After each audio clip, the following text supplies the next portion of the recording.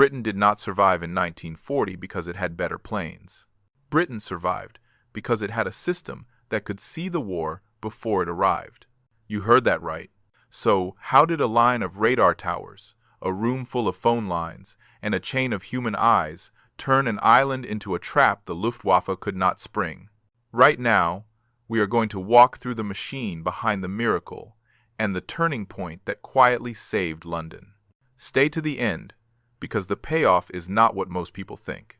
Most people picture the Battle of Britain like a highlight reel, a Spitfire cutting through cloud, a Messerschmitt flashing past, a pilot gripping the stick, sweat and fear and adrenaline, the whole sky shaking with engine noise. But the truth is colder. If Fighter Command fought this like a pure dogfight war, it would have lost, because it could not afford to keep fighters up all day hunting shadows.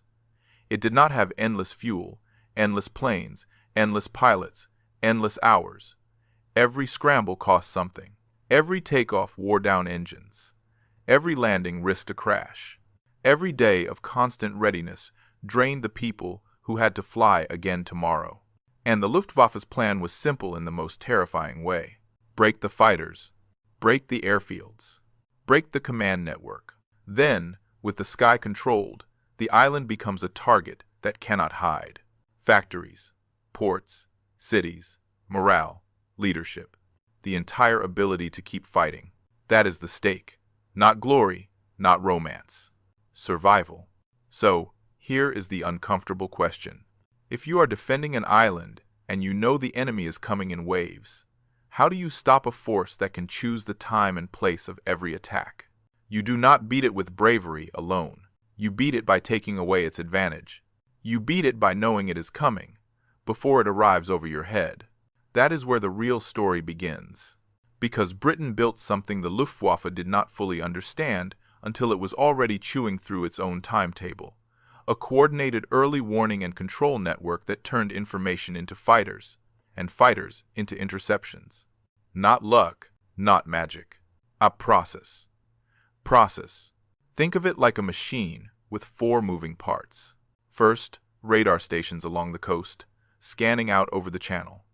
In those days, the backbone was called chain home. Tall towers, fixed in place, watching the water like patient sentries. Not perfect, not all-seeing, but good enough to give Britain the most valuable gift in war: minutes. Now picture one of those chain home stations on a gray morning. You have cold wind coming off the water and towers rising like scaffolding into the sky. Inside, the work is not glamorous. It is headphones, pencil marks, and constant concentration. Operators stare at faint, imperfect returns and try to translate them into something that matters.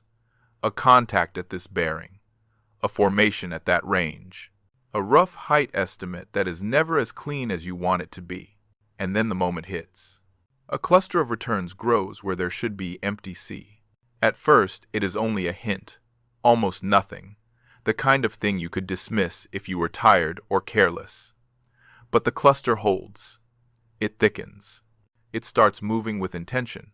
That is when the island's clock starts ticking. Not because the enemy is already overhead, but because the enemy is now committed. He has crossed the line where turning back costs pride and fuel and planning. He is on his way. Those minutes do not sound dramatic, but they are everything. They are the time it takes for a sector station to wake up, the time it takes for pilots to run to aircraft, the time it takes to climb to height, the time it takes for a defense to meet a raid before the raid can simply glide into its target unchallenged. Chain home did not win battles by itself. It won battles by giving Britain time to decide.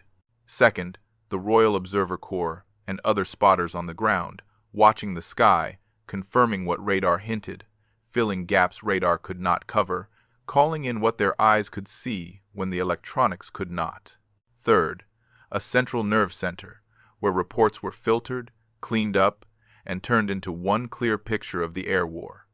Not 100 messy messages, one map, one track, one story that everyone could act on. Beating heart of that system ran through Fighter Command headquarters at Bentley Priory, where the so-called filter room turned raw reports into something usable. Bentley Priory was not a fortress in the way people imagine. It was a headquarters that became a nerve center. The famous image is the plotting table, where women from the Women's Auxiliary Air Force and other staff moved markers to show where raids were believed to be. But what made it powerful was not the table. It was the discipline behind it. Because a real air battle does not arrive as one clear arrow.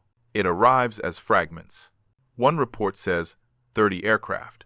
Another says 60. A third says they cannot estimate.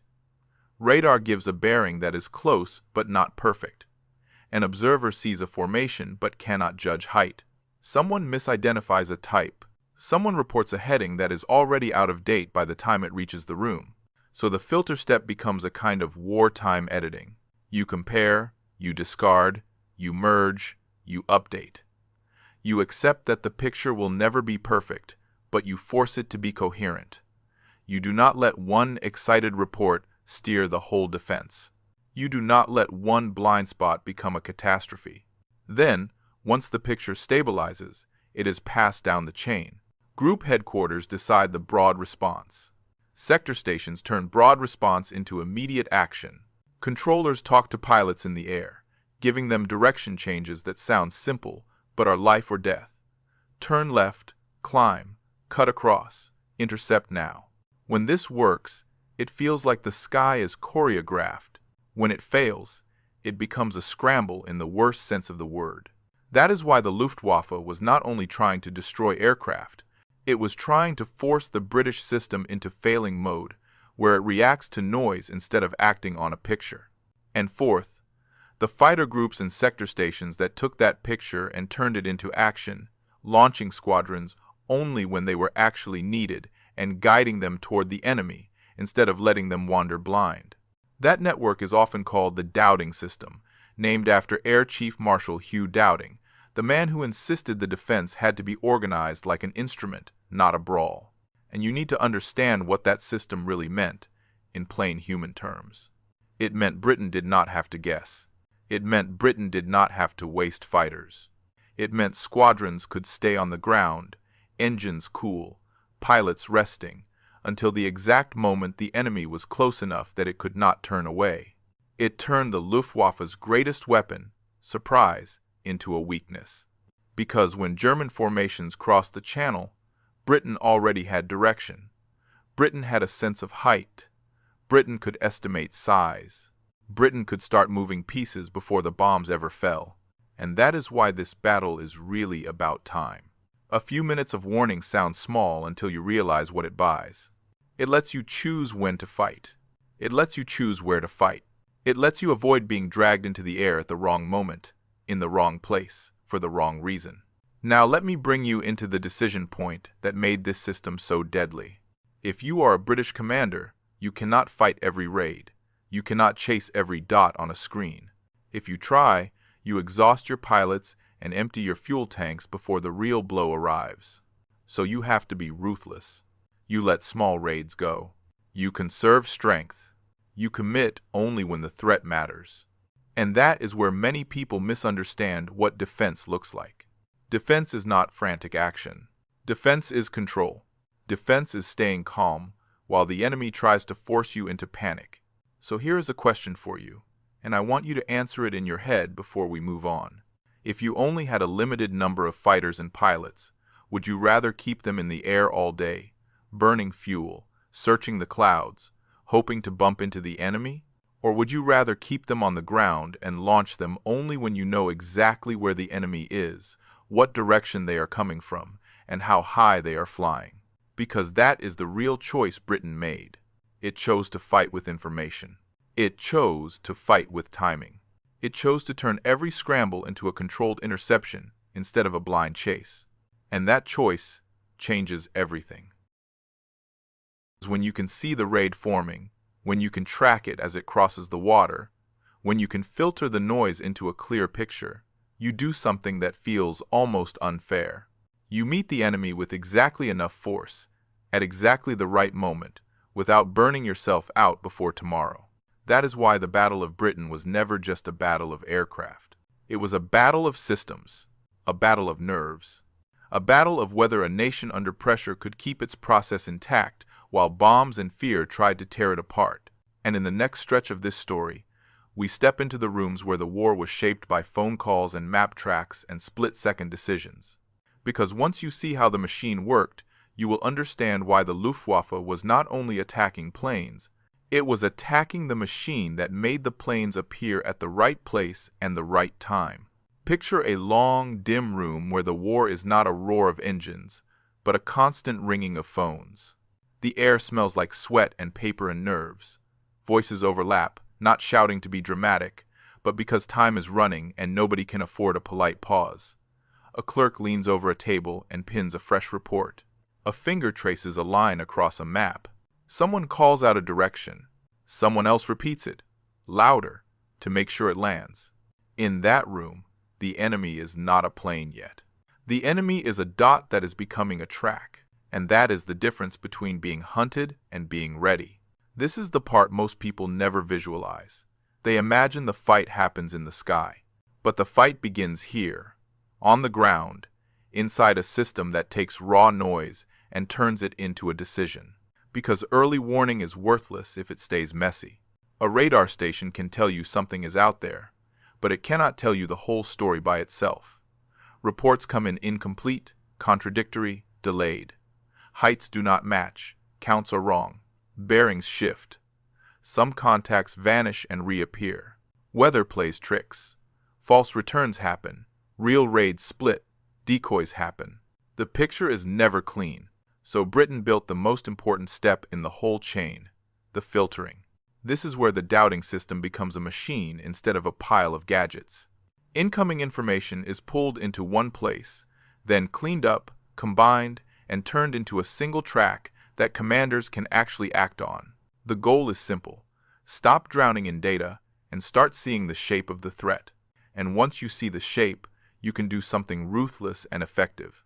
You can decide what matters. You can decide what does not. You can hold fighters back from the small stuff and save them for the blow that would actually break you. Now, let me show you why this was so deadly. When the Luftwaffe launched raids, they were not always one solid mass. They could send multiple groups, they could feint, they could change altitude. They could let one formation draw attention while another slips toward an airfield. They could try to force Britain to scramble too early, burn fuel, and land exhausted just as the real strike arrives. So the German strategy was not just to bomb targets. It was to break the rhythm of defense. Because if you can force a defender into constant reaction, you have already won half the battle. Reaction is expensive. Reaction is chaotic. Reaction burns out people faster than machines. The Dowding System was designed to deny that advantage. It tried to keep the response deliberate. Not slow, deliberate. Not timid, deliberate.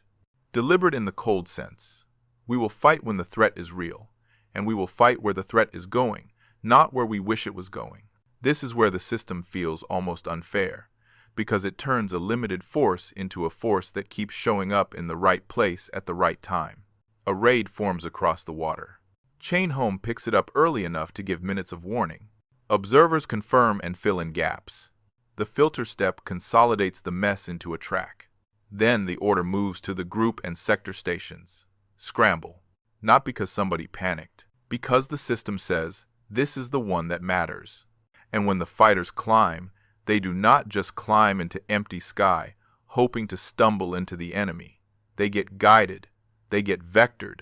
They get moved into position based on the picture that was built on the ground. That is how you save pilots. That is how you save aircraft. That is how you keep fighting tomorrow. But now we need to talk about what makes this story tense. Because this system was not invincible. Radar was not a magic eye. Radar had limits. It could struggle with aircraft flying very low. It could be confused by weather. It could miss small formations if conditions were bad. It could not see through every trick. That is why Britain layered the system. When radar had blind spots, observers filled in. When observer reports were late, radar provided early warning. When both were messy, the filter step tried to shape it into something usable. The strength was not perfection. The strength was redundancy. And redundancy scares an attacker, because it means you cannot win with one clean punch. You have to keep punching. Over and over. Hard. In the right places. For long enough. That is where the Luftwaffe comes in. When Germany went after Britain in earnest, the goal was not only to destroy aircraft, it was to destroy the infrastructure that made aircraft effective. Airfields, hangars, fuel stores, maintenance crews, command lines, radar stations, the nerve system. Because if you break the nerve system, fighter command becomes blind. And if it becomes blind, Germany can choose when and where to strike without consequence. So, the real battle becomes a hunt. Germany hunting the eyes of the island. Britain protecting those eyes long enough to keep the whole machine alive. Now, imagine being a German commander trying to solve this. You send a raid, and Britain meets it. Again and again. You change routes, and Britain still meets you. You try to pull the fighters away, and they do not always take the bait. They appear when you threaten what matters, then disappear when you try to exhaust them. That feels like a trick. It feels like you are fighting a wall that moves. And eventually, you realize the wall is not the planes. The wall is the system. So Germany begins to strike at the system itself. Radar stations get attacked. Airfields get hammered. Infrastructure gets hit. The pressure spikes. At one point, Germany did try to go for the eyes. Radar sites were attacked. Towers were hit. Buildings were damaged. For brief stretches, some stations were knocked down and had to be repaired or worked around. And here is what makes this so frustrating for an attacker. The system did not need every eye to be perfect all the time. It needed enough warning, enough of the time, to keep the defense from going blind. Repairs happened fast. Workarounds appeared. Observers filled gaps. The chain kept breathing. To Germany, it could feel like you were punching a wall that healed overnight. And if you are an attacker facing a wall that heals, you have two choices. You either keep punching the same spot until it finally collapses, or you look for a different way to get a visible win. And this is where the story turns from clever to brutal, because a system like this is fragile in one very specific way. It depends on continuity. If you can disrupt it long enough, it does not matter how smart it is. A disrupted system becomes a guessing game. So Germany does what any attacker would do. It tries to break the rhythm. It tries to force blind scrambles. It tries to make British fighters burn themselves out. And for Britain, those days feel like a slow drowning. Because every time a fighter takes off, it costs. Every time a pilot lands, it costs.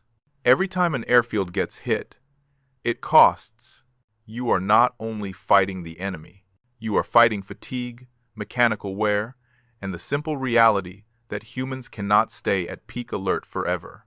This is where the battle earns its reputation, because there are moments when it feels like the defense is about to snap. The pressure builds, raid after raid, day after day.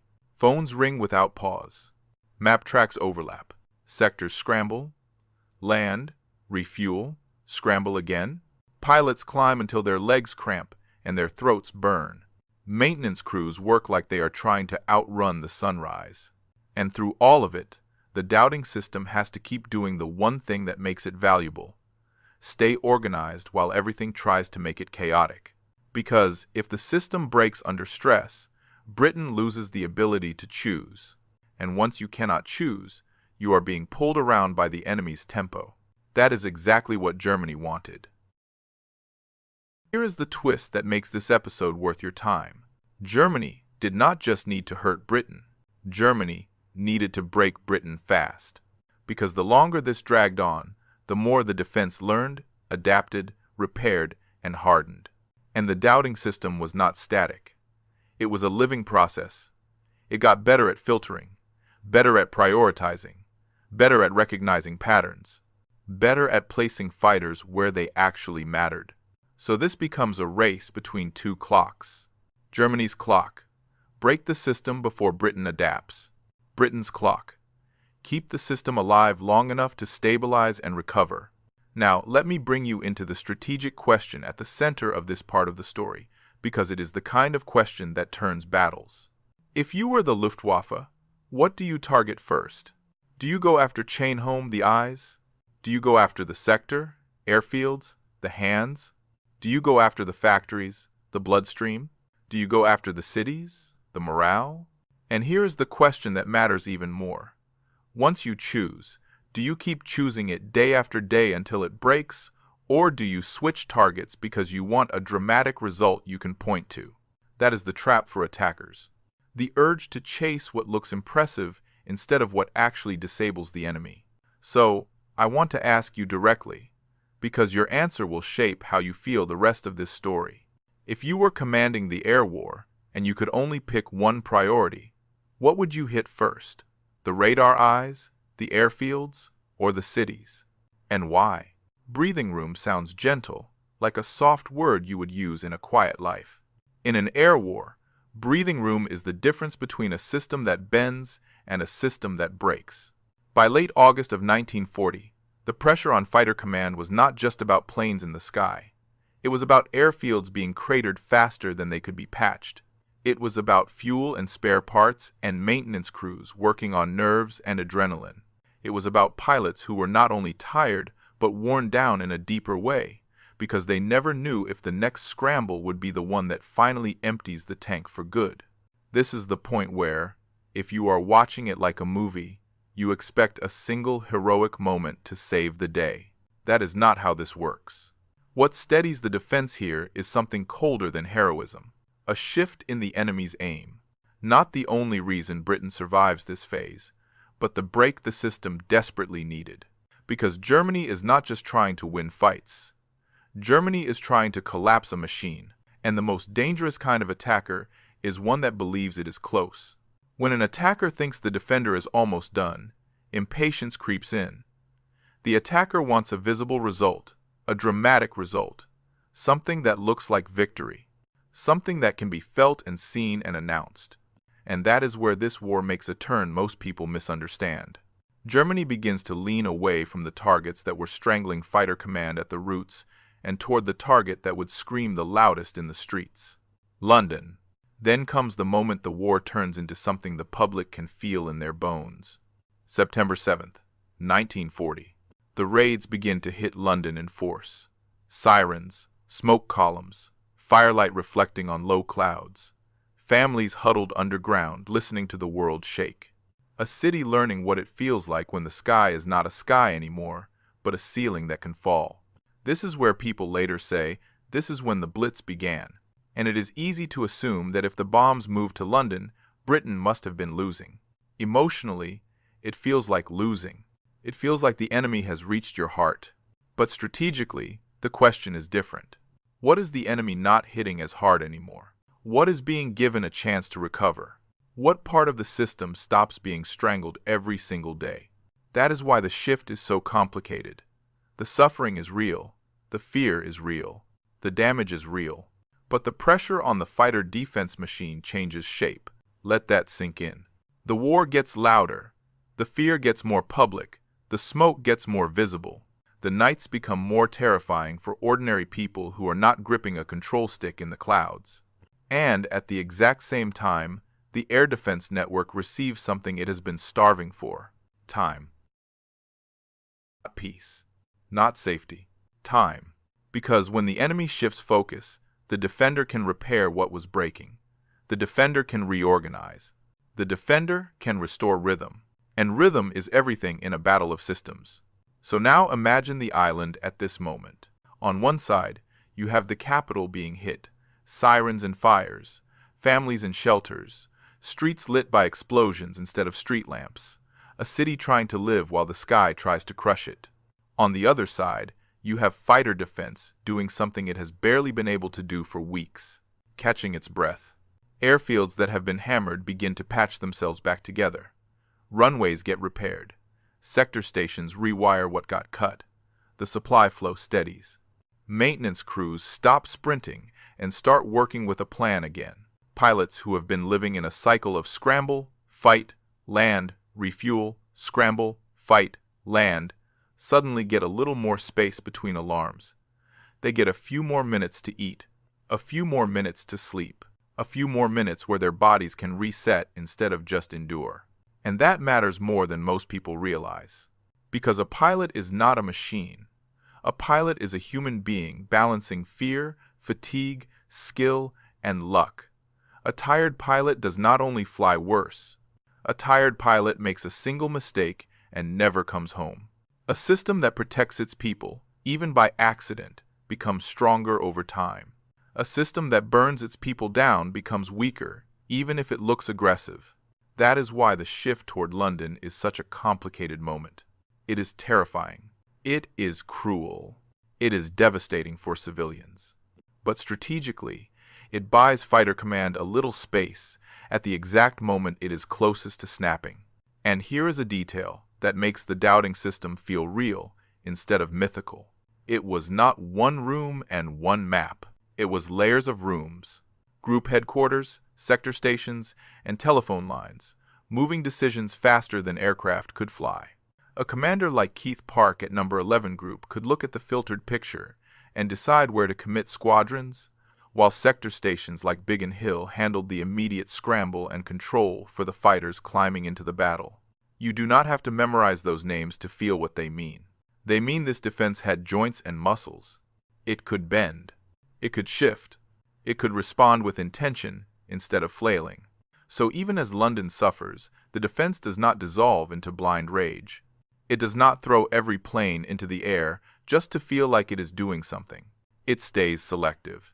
It stays coordinated. It stays alive. Now, before we go any further, let me say this plainly. If you enjoy the way this channel breaks down the hidden machinery behind famous moments, tap like so I know to keep building episodes like this, and drop your answer in the comments.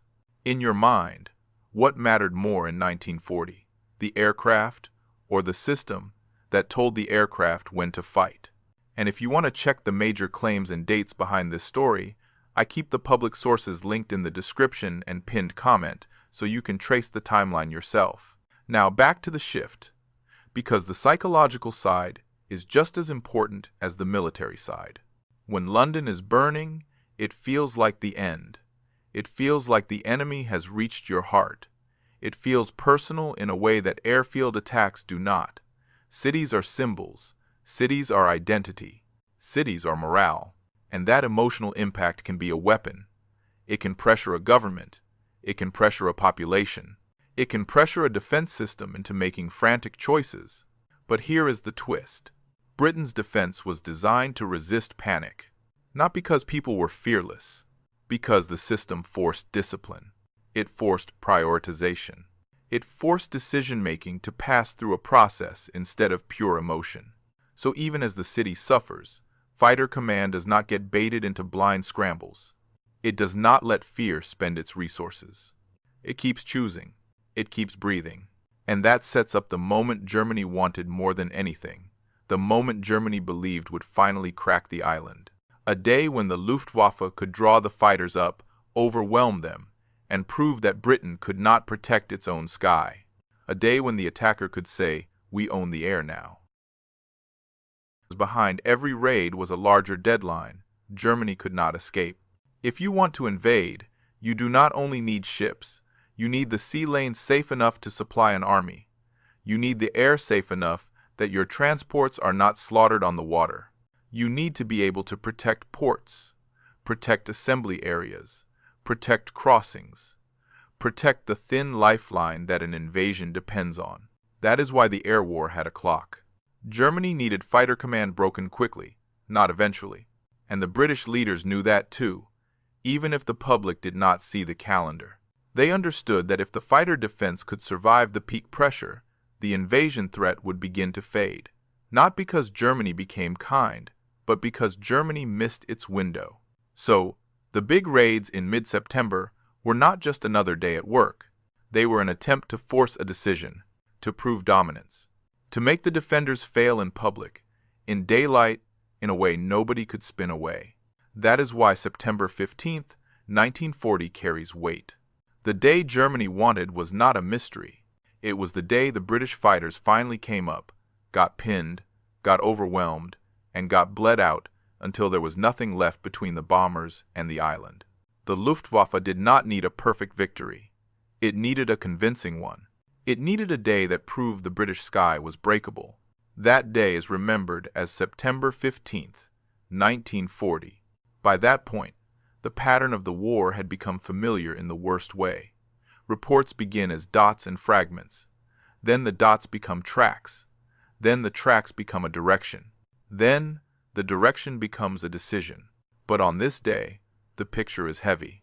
Not one raid. Not a probing attack.